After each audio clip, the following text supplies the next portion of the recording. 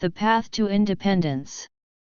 The rain was drumming softly against the windows of our home in New Jersey. It was one of those cold and gray East Coast nights. I stood in the kitchen and looked at the dim light of the stove. In my hand I held a container of baby formula that was nearly empty. I scraped the plastic scoop against the bottom to find enough for one bottle. I checked my banking app and saw only $4.12. I had already paid my half of the mortgage and all the utility bills. In the nursery, my 6-month-old son Leo began to make a fussy sound. He was waking up and he would soon need his feeding. I took a deep breath to steady my shaking hands. I looked toward the living room at my husband Mark. He was sitting in his expensive leather chair with high-tech headphones on. Mark was a successful senior analyst and earned a very high salary. He drove a luxury electric car and spent money on his crypto investments. He was currently relaxing with an expensive drink while I was worried. Before we continue this story, please subscribe to our channel. If you have ever felt like you were carrying the load alone, this story is for you. Let us explore the value of self-worth and boundaries together. Mark I said as I stood near the sofa in the living room. He did not hear me because his noise-canceling headphones were on. I had to walk over and gently tap his shoulder to get his attention. He looked up with visible impatience and pulled one ear cup back. "Sarah, I am busy tracking my portfolio. What do you need?" His voice was professional, but it was completely devoid of warmth. We had been married for 3 years and it started like a dream. But as soon as we moved in together, he suggested the 50-50 rule. "It is a modern and fair way to live, Sarah," he told me back then.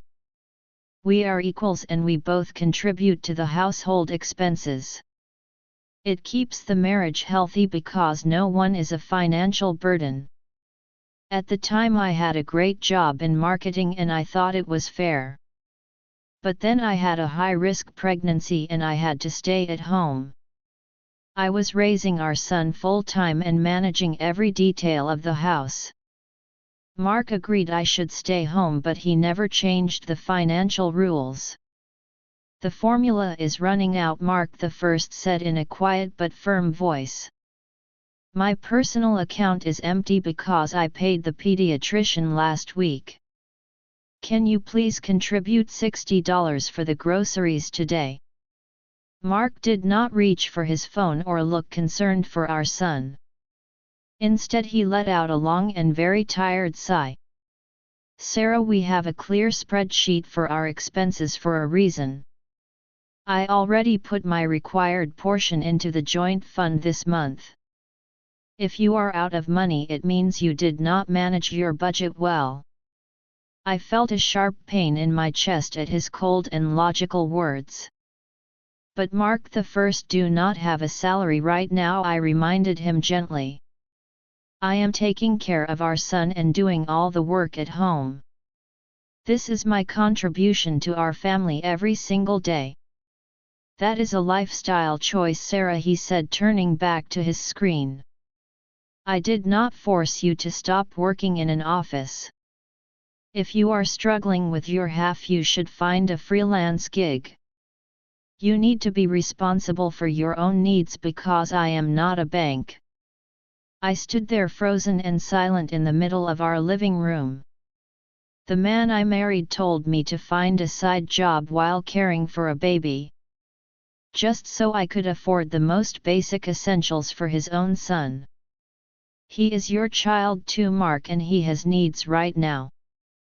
And I paid for my half of those needs," Mark snapped back at me. "If you cannot cover your half, that is a situation you must solve alone. Maybe you should ask your sister for a temporary loan. I must keep my personal investments growing for our future."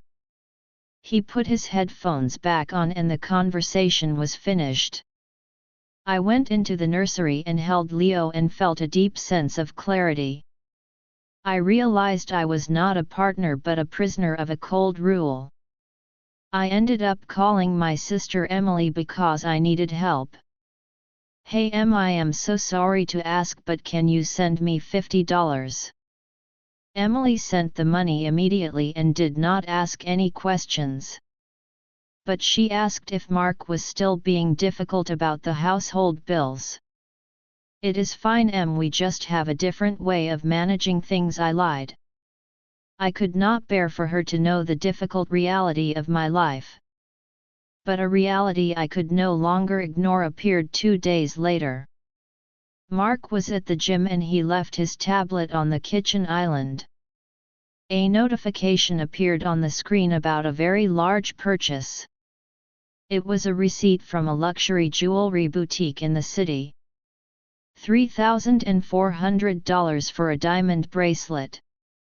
My heart stopped and for a moment I felt a flicker of hope. Maybe he realized he was being cold and wanted to surprise me. I opened the tablet and looked at his private messages. There was a contact for a colleague he worked with daily. Mark asked her if she liked the beautiful gift he had sent her. The colleague replied that the gift was stunning and he was too generous. She said she was looking forward to their dinner meeting at a luxury hotel. The world seemed to tilt and I grabbed the counter to stay standing.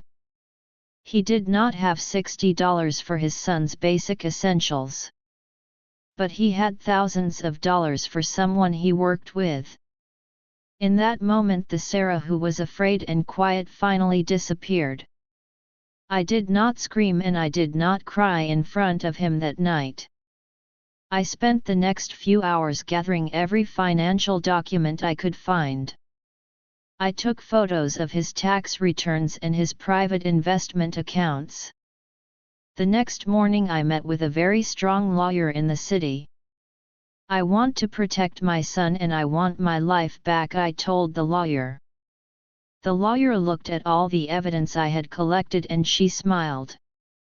"Sarah, the law protects parents who stay home to care for children.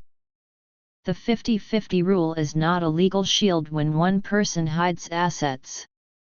We will make sure the law provides the protection you and your child deserve."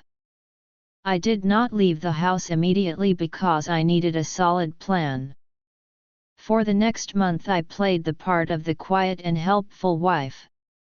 I saved every penny of the support money my sister sent to help me. I started reaching out to my old professional friends on LinkedIn.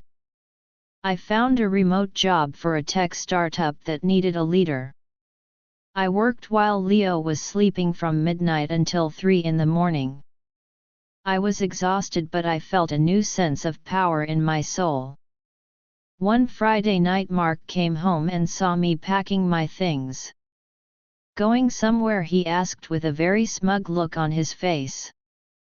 "I hope you have the money for a taxi, Sarah," he said with a laugh. I turned around wearing a professional suit for a new meeting. "I am leaving you, Mark, and I am taking my son with me." He laughed again and said, "You cannot even afford a bottle of milk.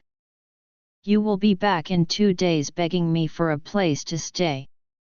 "Actually," I said as I handed him a thick white envelope, "you have been served with legal papers for our divorce. The court has frozen your accounts while they audit your spending. Specifically the thousands of dollars you spent on gifts and hotels." The color drained from his face and he could not say a word. "And Mark, the first, am not 50-50 with you anymore. I am 100% done with this relationship." I walked out of the house and moved into a small apartment. The first 6 months were a blur of work and caring for Leo. I worked very hard at the tech company to prove my worth. I was the first person to log on and the last one to leave the office. My old manager heard I was back and offered me a vice president position. Mark meanwhile was struggling to manage his life without my help. Without me to cook and clean and manage his schedule, his life was a mess. The judge looked at his spreadsheets and his secret spending. The judge cared about the law and the welfare of our young son. Mark was ordered to pay fair child support based on his true income. 2 years later, I was standing in a coffee shop in Manhattan. I was now a leader in my industry and I felt powerful and confident. "Sarah," I heard a voice call out from behind me in the queue. It was Mark, and he looked tired and much older than before. His suit was wrinkled and his eyes were dark with fatigue. "Hey Mark," the first said in a very calm and professional voice. "I saw your name in the business news," he stammered quietly. "Congratulations, I always knew you were very smart." "You knew I was a good investment for your lifestyle," I corrected him. He looked down at his shoes and looked very regretful. "Look Sarah, things did not work out as I expected. I have been thinking a lot about the way I treated you. The 50-50 rule was a mistake and I was being very selfish. I am living in a small place now and I really miss seeing Leo. Can we talk over dinner tonight and it will be my treat?" I looked at him and I did not feel any anger or any need for revenge. I simply felt nothing at all for the man who stood before me. "I am glad you learned a lesson," Mark the first said truly. "But you are 2 years too late for an apology to reach me. If you want to see Leo, please confirm the time with my assistant." "Sarah, please, I am a different man now," he pleaded. "I am different too," Mark the first said as I picked up my coffee. "I used to think I needed a partner to share the weight of life. But I realized I am much stronger standing on my own 2 feet. My success was not built on your failure but on my own resilience." I walked out of the shop and stepped into the bright sunshine. My phone buzzed with a photo of Leo laughing at the park. I did not need a partner to be 50-50 to feel complete. I was 100% whole and happy all by myself. And for the first time in my life the math finally added up.